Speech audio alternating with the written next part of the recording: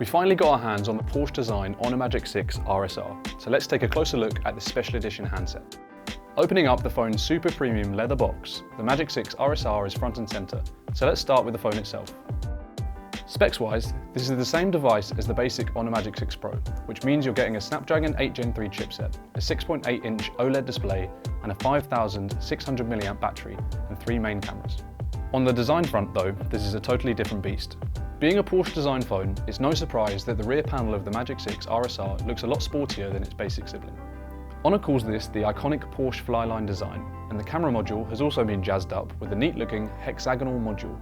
On the front, the Magic 6 RSR boasts a thin layer of Honor's super durable nano-crystal shield, which is made using silicon nitride. In other words, this phone's display is a lot tougher than that of the standard Magic 6 Pro, which is handy given how expensive it is. That's it for the phone itself, but you also get a smart-looking Porsche-branded leather case included in the box, as well as Honor's 100-watt supercharged fast charger. Is all that worth the price? Let us know in the comments.